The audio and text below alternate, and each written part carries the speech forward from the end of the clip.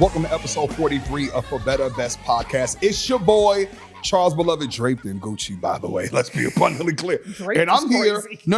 Is it not draped? Is it not draped over my nice chest? Yes, Listen, I see your chest. y'all don't let me lose a little bit of weight. Y'all in trouble. Y'all in trouble this fall. But I'm here with my amazing Luede laced. Ooh, come on. Yeah, come on, alliteration. That's what that's called, baby. Yeah, let me teach you a word or two. Nice shaded sunglasses and denim mom capri jeans, gaucho jeans style. They're called you're so funny, huh? They're called barrel leg, and Gauchos was an ugly, nasty era. Like, who thought that gauchos should have ever been a part of society? No, they were nasty work. But let me not digress. Because I made my amazing, phenomenal, and host of this podcast, Mrs. Shireen Kuykendoll. What's going on, dear? I thought you were gonna call me Ashy. No, I was gonna say wife. No, I could have gone there. Hopefully your feet not in the shop, but you've just been doing a lot. It's okay. Charles, Get you some crown skin. I'm gonna get you some crown skin. I lotion every time. I feel like it's because I'm a woman and I wear sandals, and the sandals rub on your feet, so it creates. Okay. So I'm like, I lotion. I'm big on lotioning. Yeah, I'm just so shocked. Like, I've been asking her to get like some feet treatment to like stop it from Charles being ashy. is acting like I'm very moisturized these days. Oh, I live my life. I live the majority of my life. One of the most ashy people you will ever see in your life. Skin, pay him $5 and now he is Mr. Moisture. You see it. And the 10 years that I've known him, this was Charles' lotion routine. Squeeze, squeeze, squeeze. Hit hands, the elbows, and we out. And that was it. After I wash my hands, we done. Back to ashy. I said, bro, what about the rest of your body? We're not rationing lotion. But no, you look great. We ended up matching unintentionally. Thank you. Absolutely. He told me he was wearing Gucci and I didn't know what sweater he was talking about. Yeah. And then I pulled out my outfit and I said, wow, when you are in love, kindred spirits, yes indeed. So this episode is going to, y'all know we're not a current events podcast. Yeah. We talk about our lives. I don't care to talk about the lives of other people or celebrity gossip or anything like that. We be seeing the celebs too, by the way. So I was like, I ain't never gonna turn into the celebrity commentator person. Honestly, I got enough drama and stress in my life. I don't want no smoke. And they like, oh, you said this on your show. No. Really the thing. I'm on this podcast talk about me. Because I'm leaving you out of it. And you know what? Honestly, we love personalities, right? We love to hear the celebrity gossip from someone who has good takes. Yeah. But I'd be like, what happened when you run into these people on the street? Because you're not going to say it to their face. Yeah, not at all. That's my stance. If you say it on the internet, say it to my face. So we really try hard to focus the podcast on us, our lives, our takes about us. There is something going on in the news, and I'm sure everyone has heard about it. And I will say, every time something like this happens, it tugs at my heartstrings. And I was just going to add this at a rant at the end of one of our existing episodes, but I was like, this topic to me deserves its own space. And I think it's something so many Black parents are thinking about. Unless you've been living under a rock, you've heard about Nolan Wells. You've heard everything that's going on with that case. And I remember when it first happened over 4th of July, Charles is not. I'm big into true crime, so that stuff comes up for me very quickly. And I told Charles about it, and I was like, there's this Black boy in Mississippi. He died under suspicious circumstances. We're all thinking it's the friends, but we don't know. And I could see the light in your eyes even go out a little bit and I'm going to try to get through this episode without crying, but I probably will. But I remember back in 2020 when George Floyd happened. And obviously that was a big moment for Black America. But at that point we had one son, but your brother was living with us. So there are so many pockets of our lives where we have young Black men. Yeah. We're raising boys to become men. And as a parent, these moments sit with me because I saw Nolan and I saw my sons. I saw Nolan's mom and I saw us. And I'm like, I can't imagine a day when we send our kids into the world. And I see the think pieces online where people are like, oh, his parents need to tell him he can't be one of one. He can't be the only Black person in a white space. When you're a person who has a lot of friends, that happens naturally. There have been moments where I have been one of one, and not because I don't have Black friends. I got a ton of Black friends. I know I'm Black. I love being Black. But there are circumstances where this is just how it happened. Yeah. Graduate school was one of those for me. I went to graduate school in Indiana, middle of nowhere. This whole town is cornfields in Purdue. That's it. Mm-hmm. So yeah, my class, there was 5 Black people in the class and the rest was all others. So yeah, there was a lot of times where I hung out with people and we went out to the bar and it was me and I was it. Charles, the same way. You had a work thing where your coworkers, y'all did a lot outside of work. Yeah, we went to Aruba. I was the only Black guy. And I told Charles, I said, sir, remember, you're not them. So please. Don't do none of the wild stuff they was doing. They was doing wild stuff on that trip. I was like, baby, they doing it. She like, you need to. Please move accordingly. I was like, oh, that makes sense. Move like. And that's what makes it tough because there are so many amazing white people in the world. Yep. You know what I mean? And like, it's horrible that we have to think that way, or our community has to potentially think that way because of, the history of our place in this country, that you just can't be with air quote friends. It's like, oh, I got to have another Black friend to protect me or to make sure that we're safe. And it's just like, it's not a great way to live, but it's a true reality, and that you got to consider. And this makes me reflect so much, and I'll probably say it the whole episode, on our sons. Like, we are raising 2 boys who will eventually become Black men. And like, even now, CJ has all kinds of friends. Like, he has a mix of friends. And I go back and forth with, like, if you're Black and you're listening to this, the talk. One day you will have to have the talk with him. And even thinking about the talk breaks my heart, because I'm like, we will have to tell him one day that as much as we tell you to shine your light, be big, show up boldly, there will be a moment in life where we're going to tell you, dim that light, get small, because your very survival could depend on it. So it's like, what's that balance of, like, we want to empower our children to go into the world, make friends. Like, I know people got on Nolan's parents. I'm like, Nolan was 18, 19 years old. Like, at 18, 19, I'm not going to be policing every single time my child leaves the house. Like, I'm going to hope and pray that they have the spirit of discernment, and I'm going to teach them to listen to your gut. And that's really all I can do. But like, what's the balance of wanting to protect them and hold them close, but not like suffocate them with our like protection? And what does that look like? And how do you feel as a father, knowing that, like, you're Mr. I got to protect my family? Yeah, I mean, it's something that it's not something that I think about every single day. You know what I mean? And to your point, when these crazy moments happen, it's like a shock. It's like a wake-up call in this bubble of a reality that we have been blessed to live in. You know what I mean? And as you and I have ascended and worked incredibly hard to, get to a point where we're in safer communities. And like, we were living in Gardena, doing all right. And we're like, if we go, in LA, and Gardena is the hood. But we had a new house.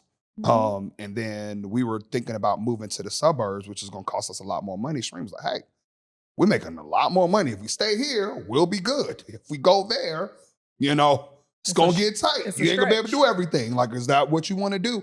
Part of my decision to want to go there was like, I don't want to live in the hood anymore.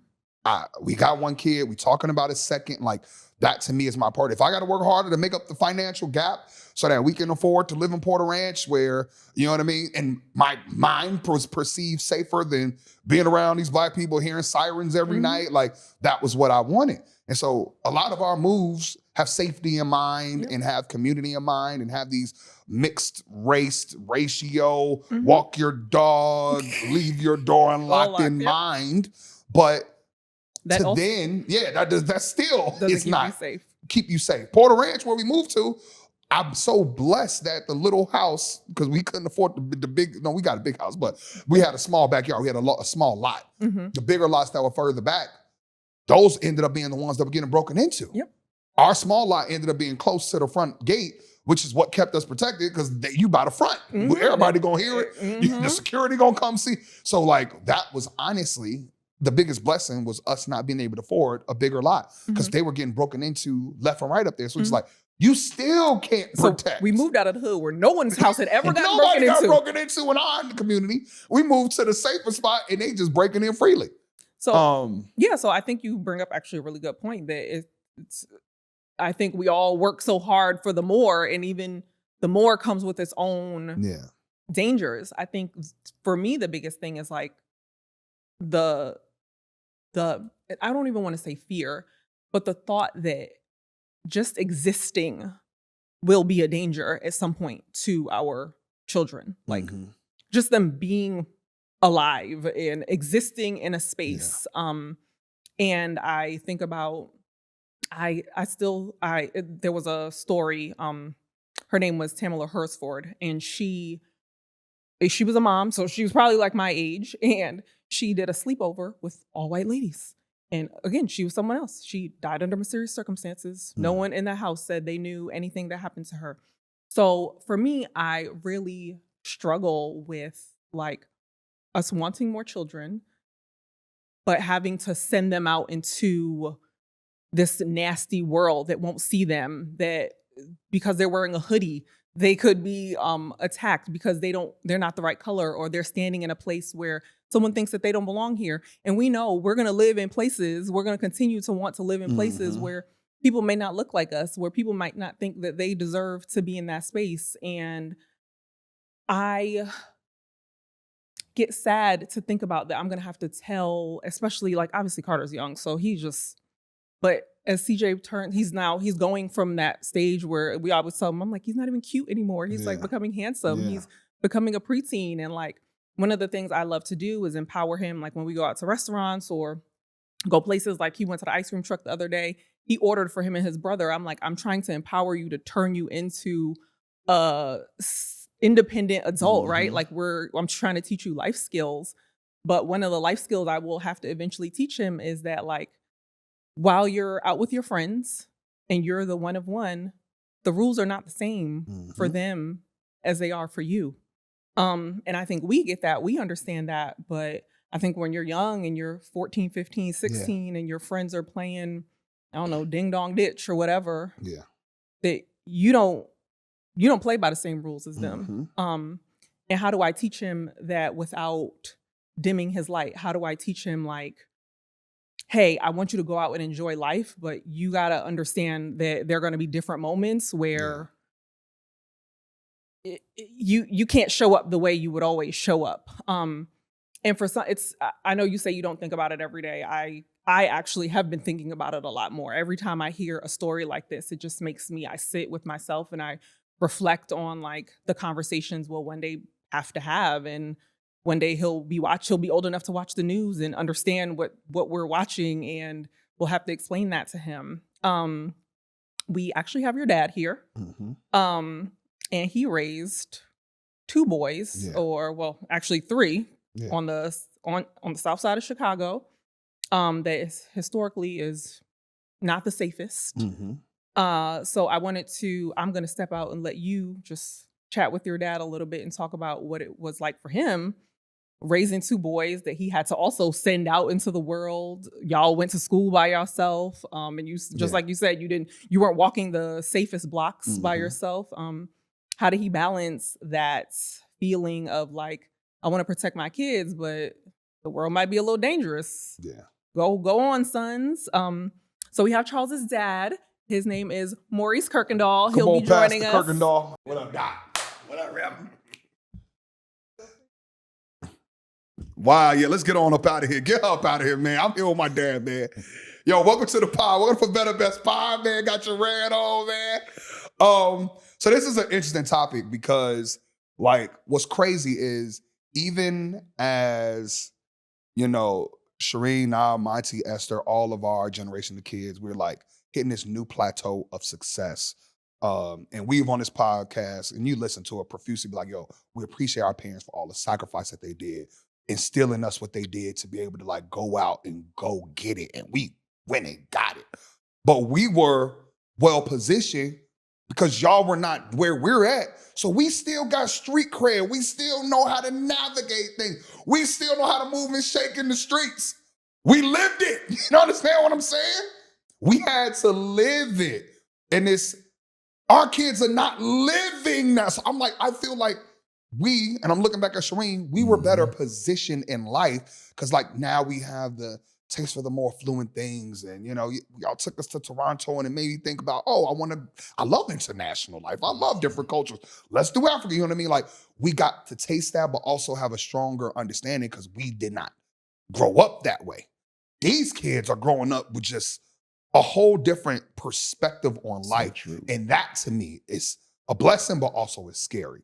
So bring me back to Chicago and like helping us to understand the streets, understand street cred, understand how to navigate these spaces. Obviously, you in law enforcement, you know what I mean? Like, hey, that's a prostitute. This is a sting operation. So we knew all of that stuff. I don't even know why I know it, but I'm like, that's gonna be a sting operation. We probably need to get on the bus. Like, talk to me about how you navigate that with me, Monty, and Martin.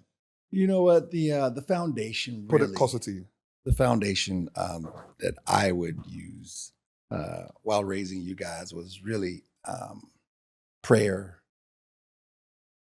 provide, protect, most importantly, be present. Wow, the 4 Ps. You see how he didn't even know he was coming on here. Yo, how he come on here with 4 Ps already? I don't know what I'm gonna say. It's prayer, protect, provide. No, go ahead, break it down, Reverend. That's been my formula. That was my formula. In all of the successes that you guys have had, it can really, by my estimation, be attributed to fantastic parenting. Another P. I'm serious. I'll be serious. Keep going. Fantastic parenting. Your mom and me and my wife, we were a team, and we took that thing seriously, right? Me as a dad, I knew that having boys was a blessing. Yeah. And I told God I wasn't going to mess this one up. In one of your previous podcasts, I guess I've heard that you were a victim of overparenting or overfathering. Yes. Yes, that is exactly what I said. This man would just be showing up. I'm like, dude, let me finish playing 2K. I'm outside, son. It's my time. I'm like, dude, it's my week. I'm like, dude, can we please just stay home? It's my time. It's my time. No. Play that game at my house. And so, I told God I wasn't going to mess it up, and just having that presence, man. I think presence more than anything is probably the biggest thing. Being there, showing up, supporting. What's inside of me will come out. The more conversations we have and the more time that we spend together, the me will show up in you in some way. I'll give you a prime example. Yeah, Let's do it. When you were 3. Wow, this is early. Okay. You were 3, going on 4. I was a choir director at a church. Y'all hear this, right? And having brought you to the band rehearsals, having brought you to the actual church service, and the rehearsals for the choir, something I would say that was important to me became important to you. Yes, it did. And that would not have happened if the presence was not there. If we didn't have that time, those things that were important to me, in a way, became important to you. Absolutely. And by the time you were 5, you had emptied out your piggy bank. And I remember you saying that. I remember seeing you direct the choir, which was all the coins. All the coins. No, this is crazy that you remember this. Deadass. The coins would be sopranos, alto tenor, the nickels. Like I was the nickels would be the altos, the quarters would be the tenor. That's crazy. The stuff your parents remember. Like that's nuts. that's That's gonna be in my Eat True Hollywood story, by the way. That was a good moment. Say that one. And so again, that just goes back to always making sure that you're present and parenting. Chicago is it's different. In all of my travels around the world as a law enforcement officer, I've been to a lot of cities around the world. And for me, hands down, in the summertime, Chicago is top. It's beautiful. In the summertime, I think Chicago has a world Summertime presence. Honestly, wherever I go in the world, I always make sure I'm back for the summertime in Chicago because it's all of that. And so Chicago is able raising children in that environment. It's really challenging, honestly. It has its share of challenges. Chicago is a place where you have to know where to go and how to navigate, right? And that all begins with having your eyes and ears open. One thing I did say was always have your eyes and ears open, keep your head on a swivel, notice everything, but don't say everything. Right. And that's kind of how, we made sure that you guys were prepared. There's another P, right? Yeah. Prepared. I think I'm gonna write a book. No, the P's to success. Man, I see it. Coming soon. Right? But yeah, just having you all prepared. The worst thing in the world that I believe a parent could do is to send their child out unprepared for the world. That you know what kind of world it is. You have to know and be prepared to send your children out and make sure that they are prepared. And so me and your mom and my wife, Rebecca, we just took it to another level, and you all took it to another level. And I'm supremely happy with the turnout. Yeah. You're doing all right, man. Thank you, man. You're doing all right. Thank you. The prayer portion, your mom will tell you. Shout out to Tina. Your mom will tell you before you were even born, I was praying. Before you were born, when we found out you was coming, I was praying. And so just to have that foundation of prayer and parenting and presence, I think is a winning formula for any parent that's raising a kid, no matter what the city is. Because, the cities, to me, have the same ingredients. Defund education, take out the good jobs, underfund significant programs, and you're going to get this whole crime pie, right? I call it a crime pie, a crime cake, if you will. They're always the same ingredients that brings about this atmosphere, this environment. And so I think one of the things that counters that is effective and present parenting. No, that's beautiful. And so for us, as we get ready to wrap, like Shireen wanted to even ask me, like, what is my age that I'm gonna have to talk with him about how to prepare for he gets stopped in whatever vehicle, Honda Accord, because I ain't getting him no Mercedes. You ain't starting with no Mercedes, kid. Starting with a Honda Accord. I started with a Honda Accord. You started with a Honda? You started with a Honda Accord. Should have bought a Honda. So hey, that's what you said when you first got it. He was speaking in tongues. Should have bought a Honda. Coming in a Honda. Like, from what you understand from your law enforcement background, like what are there's no foolproof plan. There's no, if you do this, you will be fine. But like, what are like just some tips that we can leave with the audience? Say, hey, if you're preparing to have a conversation with your kid, like this is the best type of things to say to prepare when they're interacting with any law enforcement. Firstly, first and foremost, I would say the truth is your best medicine. Wow. Your truth is the best remedy. Just be honest. Just be honest. Yeah. Give them the truth and the raw. Yeah. And navigate the reaction to that truth. Don't sugarcoat whatever you do. Do not sugarcoat the truth. Yeah. But you can manage and navigate their responses to the actual truth that you've given them. So give them the truth and the raw. That's about it, honestly. Okay. And I have to ask, what crown skin is that you're wearing? That's ruminating. I think I'm in rain. I'm in rain down on me. Yeah, rain is cooking up right now, man. Y'all know Crown Skin Beloved, man. 20% off. Use code Beloved 20.